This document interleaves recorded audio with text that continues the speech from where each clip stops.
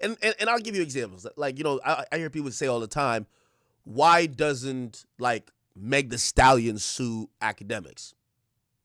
I mean, now anybody can file a lawsuit, but many lawsuits are going to be deemed frivolous. I think even her lawsuit versus Milagro, I think that's a frivolous lawsuit as well. But I think they're trying to abuse the fact that they don't believe that she has enough resources to fight back. So that's essentially silencing them. You can't really get a defamation lawsuit if somebody said they don't like you, right? But if someone spreads a lie about you and that lie is deemed or is seen hurtful, so again, I'm trying to be concise, but I know I'm long-winded. In a defamation lawsuit, if someone says something that is untrue, that damages your brand, that is said maliciously to damage your brand without any proof of said thing being true. Now, granted, if there's something that's true, it's really hard to get a defamation suit to be in your to go in your favor. Like, for example, if you're a killer and I get online saying you're a killer and you have a murder charge or you have a murder conviction, you suing me for defamation probably ain't gonna go nowhere. I'm just speaking, the truth, right? And again, even as long as I'm speaking the truth, usually there's no malicious intent. So you got to prove, is the shit that the person's saying true? Is there some malicious intent? But the hardest thing usually to prove is the damages, right? And the damages for all of these things usually is hard to quantify because, for example, like, and I'll even use my example, right? People keep saying LeBron should sue you. Well, if LeBron sues me for defamation, right? Let's go over the requirements I just said. Is it true? Did I say it maliciously? Do I have some type of malicious whatever?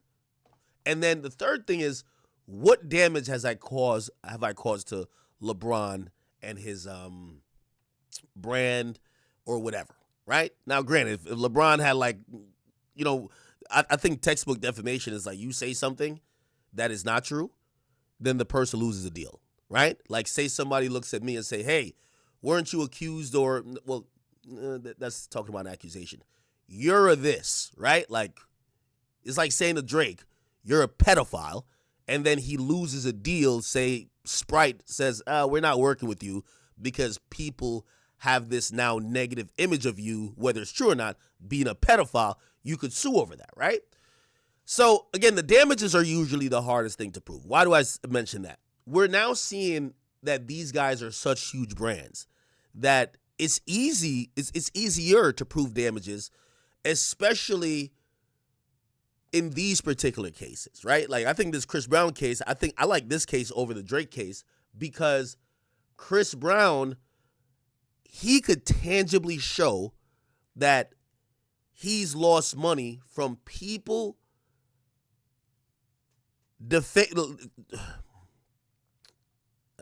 Chat, again, I haven't streamed in a while, and I like to be really concise with y'all, but it's not happening. All right. So there was a documentary put out, right? So a production company, right, put out a documentary.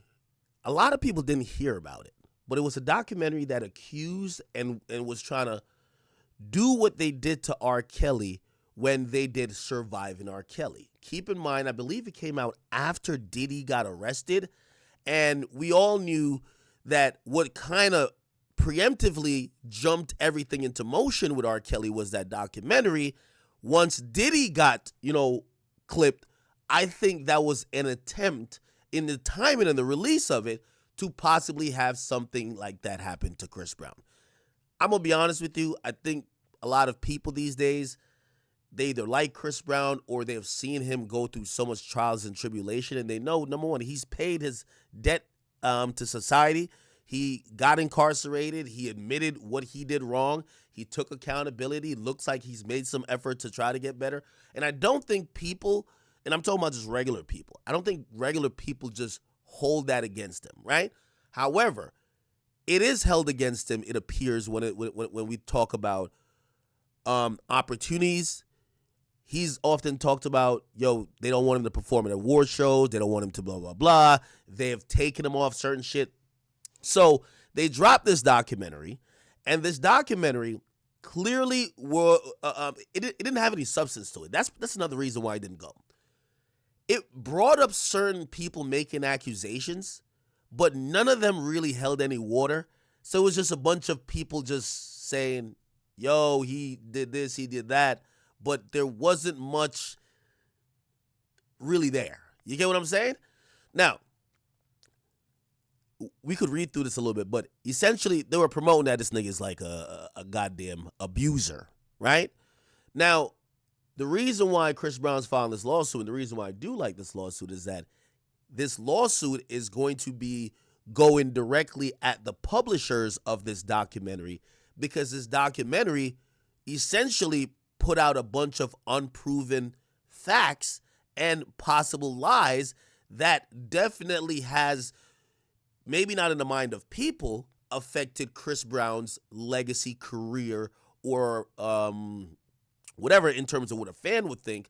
But most likely, if there were companies that were finally getting past the 2009 incident, I believe it was 2009, where him and Rihanna got into it, this kind of brought it back up, and I'm pretty sure he lost out on opportunities business-wise, and I'm pretty sure that could be proven through whether emails with his agents, conversations, or business deals that were on the table that got removed. So that's why he's filing this $500 million defamation suit. Again, I'm comparing it slightly to the Drake thing because I think Drake would have a good case if two things, right? If Kendrick was just tweeting, if Kendrick was a streamer, I think there'll be a great case. I think Drake's case isn't as good because once you start to introduce art, you open up a can of worms that I don't even think you're ready and willing to deal with, right? Again, usually art in certain sense is a protected form of speech that, it's not meant as really just declaratory statements. It's meant as kind of expression. So if Kendrick had just like tweeted it and he sued him, I would completely think that Drake would be probably going to win that, right?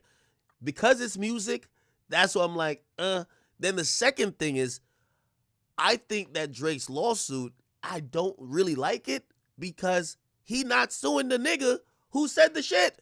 If you're gonna sue, you gotta include everybody. You should put the engineer, Mustard should be getting sued, okay? Mustard on the lawsuit, okay? That's what really should be happening. Mustard should have got sued. Kendrick should have got sued. Now, again, I don't like the suing for music, right? And I still think that's not going to pass. But that's where I'm seeing the differences between this Chris Brown lawsuit and the Drake lawsuit. The Drake lawsuit, I think Drake was trying to keep his cool and be like, all right, I'm trying to keep his cool in rap, which about to completely backfire.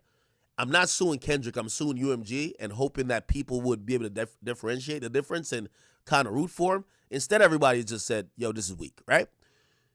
Chris Brown's lawsuit, I think, is very well put together, and also the basis of his lawsuit covers all grounds. Hey, I'm going to sue the production company, okay? I'm going to sue Warner Brothers Discovery. I'm going to sue even Apple for having this being available and publicizing it and promoting it when these type of, as they call it, sensationalized, unfounded, and defamatory allegations ended up hurting his career. And again, where's the proof, right? Now, by the way, the next thing we're going to get into, and we're going to get into after this topic, is Diddy doing the same thing. So we're now seeing like these entertainers basically almost try to keep what they got going on, and they're filing lawsuits back, right? Now, the Diddy stuff I'm going to talk about because that kind of goes a little bit in a different lane. So let's stick with the Chris Brown stuff, okay? All right. So, again, the the documentary or whatever, the docuseries or whatever it was, I think it was a documentary, right? Chris Brown, A History of Violence, right? So let's just read through this. And by the way, this is a Billboard article. So it said Chris Brown filed a lawsuit. Hold on.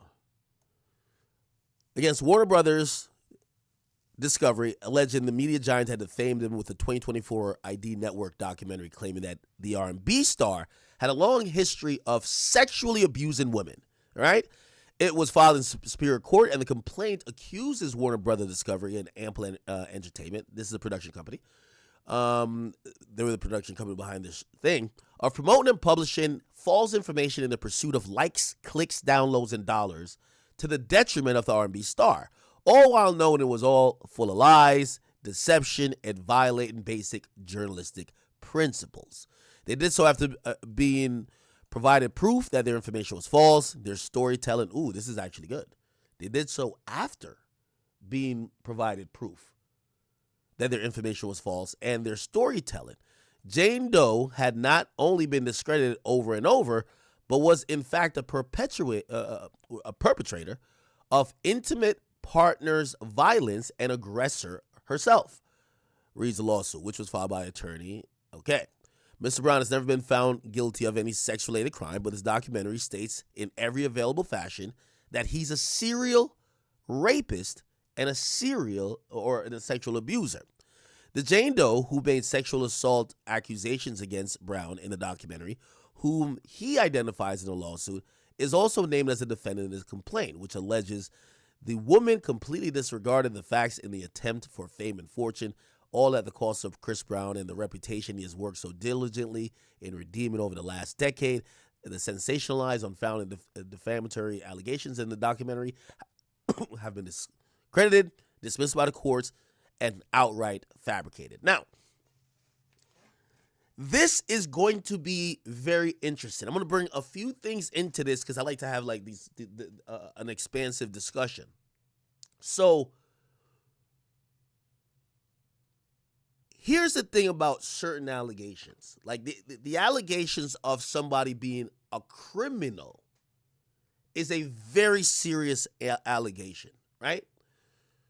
Now, clearly, when you accuse someone of being a pedophile, of being a rapist, these things, especially a rapist, that actually holds the weight to where that is a crime, right? That's a crime in the first degree in every state.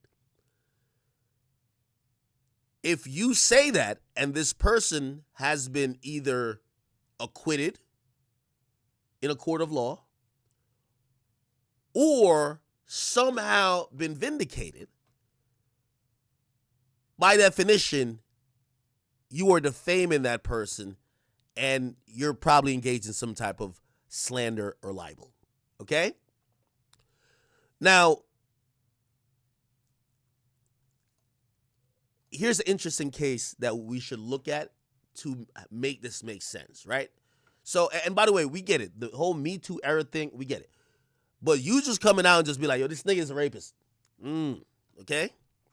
Now, granted, if you're a fan, nobody's going to sue a fan, right? But if you have a name, if you have something to lose, if you have a brand, this is a huge deal. So, my boy Trumpito, so I call Big 47. Shout out to my man. Trump actually won a defamation lawsuit. Actually was settled. Okay? So, I don't know if you heard about this. So, everybody knows, well, not everybody knows, and I'll go through it. Okay.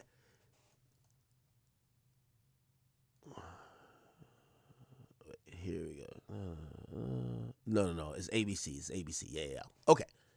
So ABC settled a defamation lawsuit with Trump for $15 million, right? Why did they settle with Donald Trump? Now, it's a very fine line, and these are actually credible journalists that made this mistake. So look, ABC paid $50 million to Trump in his defamation suit against the network and against specifically anchor George Stephanopoulos, okay? The settlement was filed publicly and revealed that the network is going to pay $1 million to Trump's attorneys, and they'll issue an apology. Now, this is why they did this whole thing happen. They'll issue this following statement as an editor note. Says ABC News and George Stephanopoulos regret statements regarding President Donald J. Trump made during an interview by George Stephanopoulos with Rep. Nancy Mace on the show on March 10th. So, I'm trying to give you the short of it. So Trump filed the lawsuit, and it basically said that ABC's journalists defamed him when the anchor said 10 times.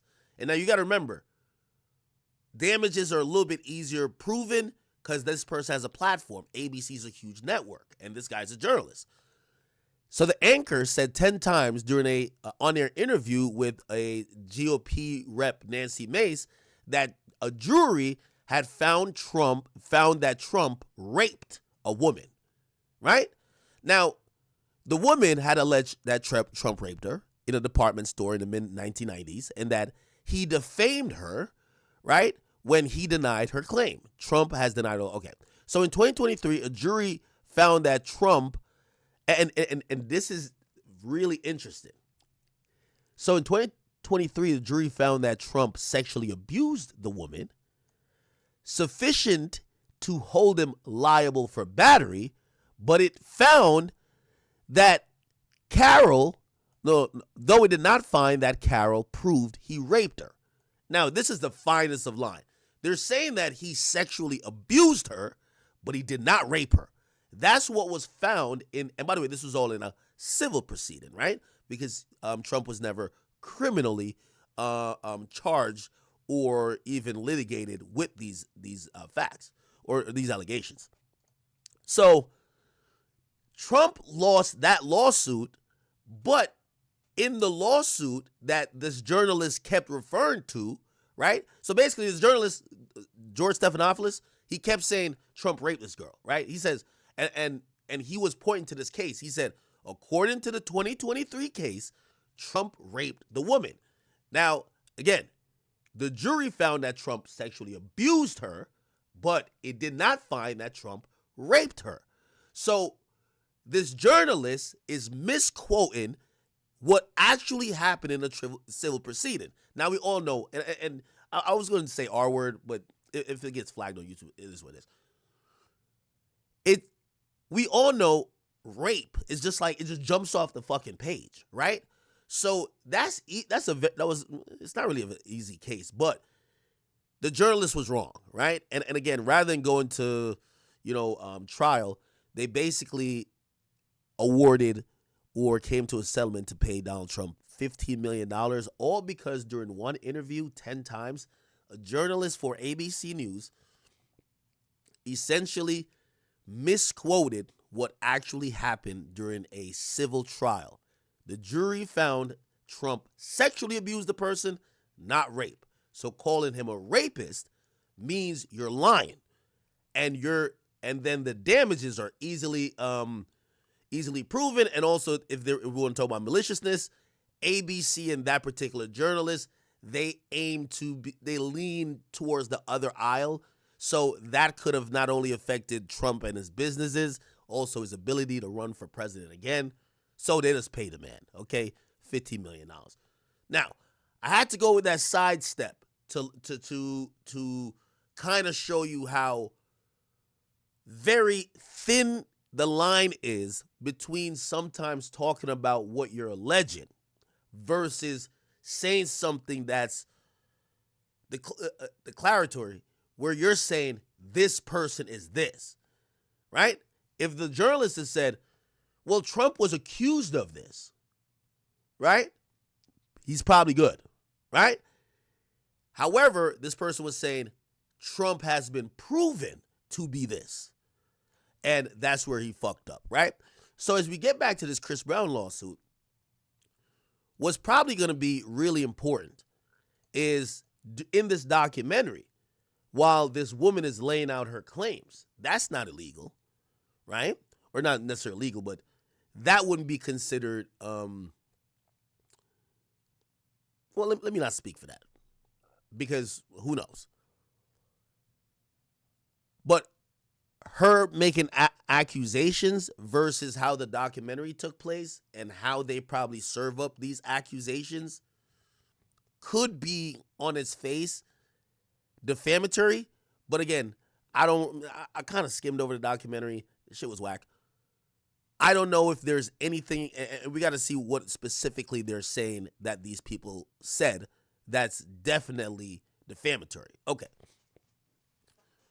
So, again, we show how thin the line is in terms of if you're a company that's making these allegations against someone, especially that someone's a sexual abuser, a serial rapist, right? Look, like you want to call somebody a serial rapist, you better got some proof, right? All right. Okay. Here we go. So the lawsuit further alleges that the Jane Doe filed a frivolous civil lawsuit against Brown in 2022, in which he accused him of sexual battery and assault, but that her claims were determined to be entirely fabricated, leading to the withdrawal of her attorneys and the dismissal of the case. That same August, after a Miami police detective uncovered text messages that exposed her dishonesty. Now, I remember this. Chris Brown accuser text messages. So there were text messages. So this woman was saying that Chris Brown sexually assaulted her. People were taking it serious for a bit until we saw this. And Chris said, "No more dragging me through the mud." Hold on, let me just wait for this to go. And he posted the messages. Apparently a detective got it. I don't know how Chris got it, but Chris posted them to show that this woman had no credibility and it was lying. You get what I'm saying? Here we go. So it says, "No more dragging me through the mud. Clearly you could see all the cap. Now let's see if the media will keep the same energy they had trying to destroy me." Now, granted, again, this is what I'm saying. Chris got a great case. Obviously, he's not suing necessarily over this, but this is all lead up to platforming this woman later, right? Like, this woman has been proven to be not that credible. Anyway, to run the real story, me and my team are taking legal action, which clearly he is now, on the situation. You don't play with people's lives like that. Thanks, Team Breezy. Now, listen to this. What time is it? Put the time and date. Well,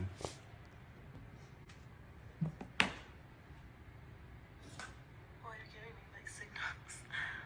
You're like reading my messages and stuff, and you haven't blocked me yet, so I'm guessing you don't hate me. I just want to see you again. I mean, just answer the phone and then you just hung up. Like, just let me know. Like, if you want me to leave you alone, I definitely will. But I really just want to.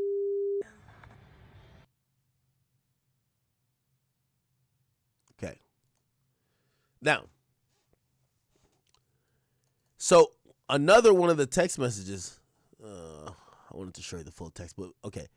It says, there was a timestamp where she says, "You know full and well I wasn't pressing you about no dick. You told me to stay, then you gonna try to play me? Nah, that's crazy.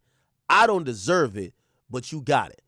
Even if you hear this video or this like audio message mixed with this text message of her saying, "Yo, you know," like she's trying to fuck the nigga. You get what I'm saying?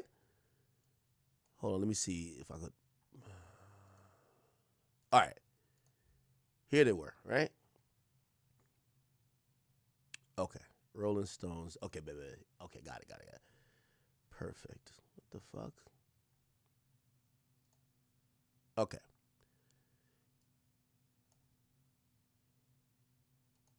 So I think this is her. I don't like talking on phones or shit like that. I'm just being proactive. Okay, I'll get one. So I didn't. Oh, I guess this is Chris Brown. I definitely didn't bust inside you. Niggas was just hella faded, so I wanted to be sure. Okay, babe, that's fine. I want to fuck you tonight at midnight. Where you at, babe? Then there was another one. There was, "Yup, where you at? Home. I live in Hollywood. Word. Let's link later today. Your place or mine? Mine, probably." That's what, I guess this is Chris Brown. LOL bet. You got E? So she's asking for drugs, right? And we all know the cocktail pause, no pun intended, of what we see in all these accusations is usually women who are saying, I just randomly just showed up at this guy's crib and he just starts feeding me drugs and then he just viciously raped me. So her claims kind of look crazy when you're asking for drugs and you're asking for dick. Goddamn. She said, you got E, I didn't get to take it the last time we met. And said, nah, they was my homies. I don't be getting lit unless my homies got it. And then she says, okay, I guess we chill tonight? He says, I'll try to find some. What are you doing? What's up? I just had some shit to handle yesterday. Where you at right now? Why, what's up? I wanted to come over. I'm bored. Make some time for me tonight. Sorry, fell asleep. And no, I'm on my period, shaking my head. And I have a question. Do you just be wanting to fuck me? Or can we hang out like on some chill shit during the day? You know what this is, man. This is a sneaky link, late night ting. You know what I mean? This is one of them joints that you just, come on, you know what time it is, right? All right. You just want to fuck. I just want to know my role. If you asking that question, you know your goddamn role, okay? Okay, never mind. Okay, there was some more messages too. Then she sent this message. Missing you. You were honestly the best dick I ever had. I just be wanting again. Why are you playing with me? You know full well I wasn't pressing you about no dick. You told me to stay. Essentially, you kind of get like the whole drift, man. Like this is a bird, right? Cool. So essentially, after she made that claim, the police quickly realized, yo, shorty, you're begging for cock. Like, what's going on with you? You get what I'm saying? And they essentially dropped their investigation. They're like, yo, this is going nowhere fast. I think she files a lawsuit, and then when she files a lawsuit, a lawyer, money-hungry lawyer's gonna be like, we're suing Chris Brown, let's go. Then they kind of look into it, they were like, it's kind of bullshit too. Her lawyers kind of fall back and fall out of this situation. And then obviously, it's a sloppy case. It got dismissed. You get what I'm saying? Okay, cool. All right. So despite all that, right? The documentary still portrayed this woman as credible and ignoring her lack of veracity, which is truthfulness. Later in the complaint, Brown's attorney breaks down Jane Doe's alleged history of violence and erratic behavior, so they did a little bit of research on her. That should have raised red flags for any responsible journalist. The suit includes... So essentially, they're basically saying, yo, Warner Brothers, you guys, there was public information out there that this woman has lied on me, has not been truthful, and has made a erroneous claim that the police don't take serious, and even in a civil court they couldn't take serious.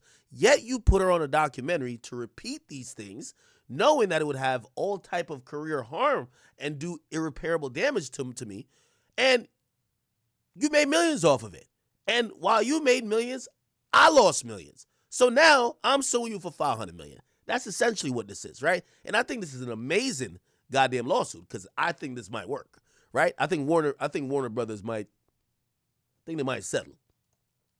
The suit includes a copy of the alleged restraining order filed against Doe by an ex-boyfriend. Ooh, they did some homework on her. So the boyfriend, I guess her ex-boyfriend filed a restraining order on her, which kind of shows that this is a woman who probably, has been the actual violent person. At least more recent than Chris Brown. And it says after she physically assaulted him, threatened him with a knife, and engaged in online harassment. So this is going to be very important in kind of like showing that this woman has a particular pattern of either not telling the truth or engaging in activity that, yeah. These incidents detailed in court records and leading to her arrest. Ooh, she got arrested. All right. By LAPD were disregarded by the defendants, who instead framed her as a reliable source to bolster their sensationalized portrayal instead of the physical aggressor in a romantic relationship. Key to the lawsuit is the accusation that the companies behind the documentary moved forward with its release even though they allegedly knew it contained false claims and violated journalist professional standards, claimed Chris Brown's lawyer. Several individuals who appear to be talking heads in the documentary are also named in a lawsuit. See, that's also, I should pull up the lawsuit. Fuck. It would take me like about 5 minutes for me to do. That's another thing too. I do want to put this out there to a lot of creators, right? Because by the way, they reached out to me. For example, Law and Crimes, they're doing documentary. TMZ, they're doing documentaries. They come out on Peacock, Tubi, all these type of things, and they're competing in that documentary market that go up on like some of these apps. And they always ask me, "Yo, do you want to be in the Meg the Stallion, Tory Lanez?" And I say, "No, I don't want to be in it." You get what I'm saying?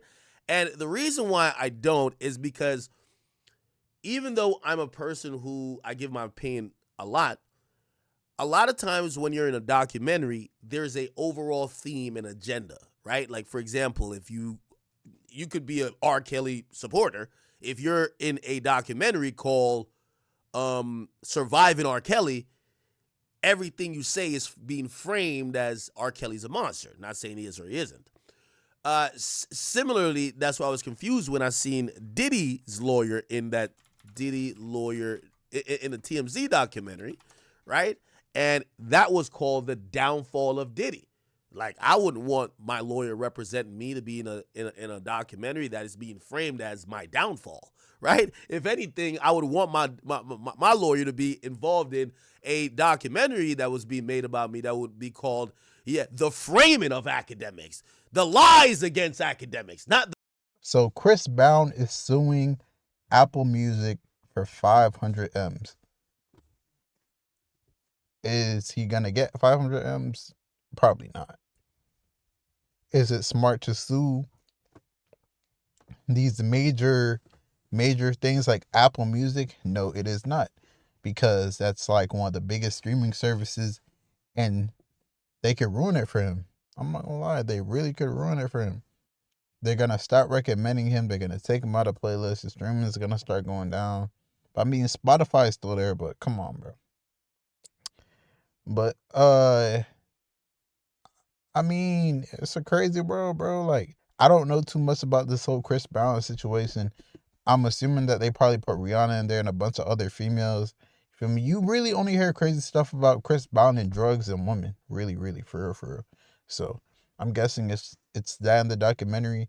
But let me know how you guys feel about everything in the comments below. Do you think Chris Brown should have sued Apple Music?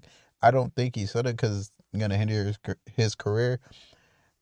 I mean, if he could win the lawsuit and somehow, even if he doesn't get 500, if he could get like 30, 40, or 50 M's, which he probably won't get, but if he does, that's a W, bro. So just got to wait and see what happens.